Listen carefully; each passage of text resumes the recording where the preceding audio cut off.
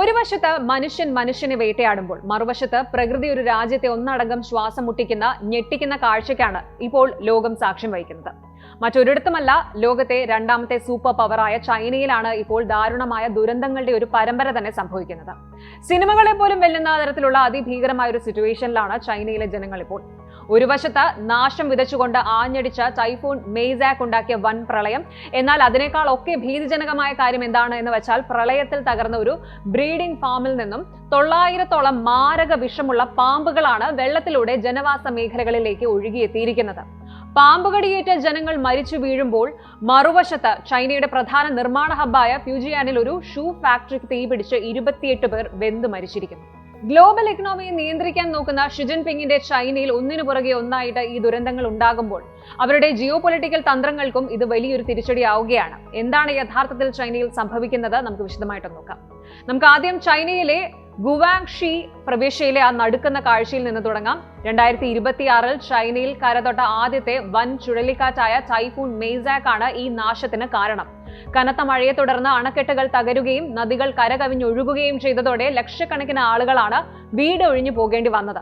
എന്നാൽ ഹെങ്ജോ നഗരത്തിലെ ഡെങ്വേ ഗ്രാമത്തിലെ ജനങ്ങളെ കാത്തിരുന്നത് പ്രളയത്തെക്കാൾ വലിയൊരു ദുരന്തമായിരുന്നു. അവിടെയുള്ള ഒരു വലിയ സ്നേക് ബ്രീഡിംഗ് ഫാം വെള്ളപ്പൊക്കത്തിൽ പൂർണ്ണമായും തകർന്നു. ഫലമോ, ചൈനീസ് കോബ്രകളും കിങ് റാറ്റ് സ്നേക്കുകളും ഉൾപ്പെടെ 900 പാമ്പുകൾ ഒറ്റയടിക്ക് പുറത്തു ചാടി.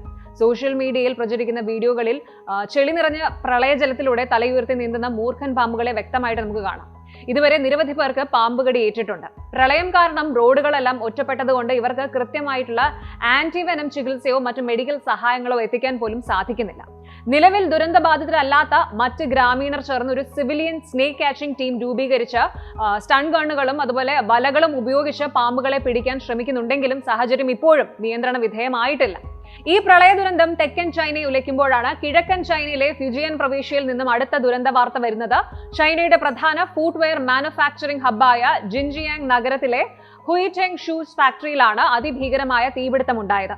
ഉച്ചയ്ക്ക് 12 മണിയോടെ ഫാക്ടറിയുടെ ഗ്രൗണ്ട് ഫ്ലോറിലാണ് തീപിടുത്തമുണ്ടായത്. ഷൂ നിർമ്മാണത്തിന് ഉപയോഗിക്കുന്ന കെമിക്കൽസും പ്ലാസ്റ്റിക്കും അടക്കമുള്ള ഹൈലി ഫ്ലെയിമബിൾ വസ്തുക്കൾ കാരണം തീ നിമിഷങ്ങൾക്കകം മുകളിലത്തെ നിലകളിലേക്ക് പടർന്നു പിടിച്ചു. അപകട സമയത്ത് 200-ലധികം തൊഴിലാളികൾ കെട്ടിടത്തിനുള്ളിൽ ഉണ്ടായിരുന്നു. ഇനി പലരും രക്ഷപ്പെടാൻ വേണ്ടി കെട്ടിടത്തിന്റെ റൂഫ് ടോപ്പിൽ കയറി നിന്ന് സഹായത്തിനായിട്ട് നിലവിളിക്കുന്ന ദൃശ്യങ്ങൾ പുറത്തു വന്നിട്ടുണ്ട്. 500-ലധികം ഫയർഫോഴ്സ് ഉദ്യോഗസ്ഥർ മണിക്കൂറുകളോളം പരിശ്രമിച്ചിട്ടാണ് തീ അണച്ചത്.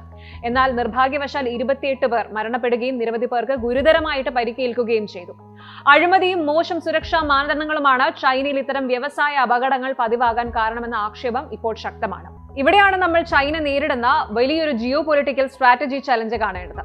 പ്രസിഡന്റ് ഷി ജിൻപിങ് ഉദ്യോഗസ്ഥർക്ക് ഓൾ ഔട്ട് റെസ്ക്യൂ പ്രഖ്യാപിക്കാൻ ഉത്തരവിട്ടിട്ടുണ്ടെങ്കിലും ചൈനയുടെ ആഭ്യന്തര സ്ഥിതി ഒട്ടും സുരക്ഷിതമല്ല.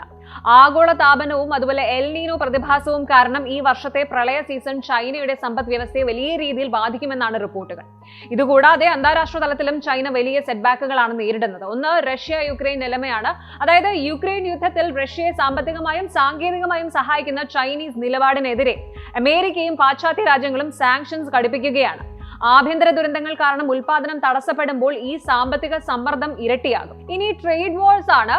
യൂറോപ്യൻ യൂണിയനും യുഎസും ചൈനീസ് ഉൽപ്പന്നങ്ങൾക്ക് വലിയ രീതിയിൽ താരിഫുകൾ വർദ്ധിപ്പിക്കുന്നുണ്ട്. ജിൻജിയാങ് പോലുള്ള നിർമ്മാണ ഹബ്ബുകളിലെ അപകടങ്ങൾ ചൈനീസ് ഉൽപ്പന്നങ്ങളുടെ സപ്ലൈ ചെയിനിനെ ബാധിക്കുന്നത് ആഗോള വിപണിയിൽ അവരുടെ വിശ്വാസ്യത തകർക്കും. മൂന്നാമത്തത് ഇന്റേണൽ ആയിട്ടുള്ള ഒരു അൺറസ്റ്റ് ആണ്. വിദേശത്തെ വലിയ പ്രൊജക്ടുകൾക്കായിട്ട് കോടികൾ ഒഴുക്കുമ്പോഴും സ്വന്തം രാജ്യത്തെ ജനങ്ങൾക്ക് അടിസ്ഥാന സുരക്ഷയോ പ്രളയ സമയത്ത് ആവശ്യത്തിനുള്ള മരുന്നുകളോ ഭക്ഷണമോ ഒന്നും നൽകാൻ കഴിയാത്തത് ചൈനീസ് കമ്മ്യൂണിസ്റ്റ് പാർട്ടിക്കെതിരെ ജനങ്ങൾക്കിടയിൽ അതൃപ്തി ഉണ്ടാക്കുന്നുണ്ട്. ഒരേ സമയം പ്രകൃതിയുടെ പ്രഹരവും ഭരണകൂടത്തിന്റെ വീഴ്ചകളും കാരണം ചൈനീസ് ജനത വലിയൊരു പ്രതിസന്ധിയിലൂടെയാണ് കടന്നു പോകുന്നത്.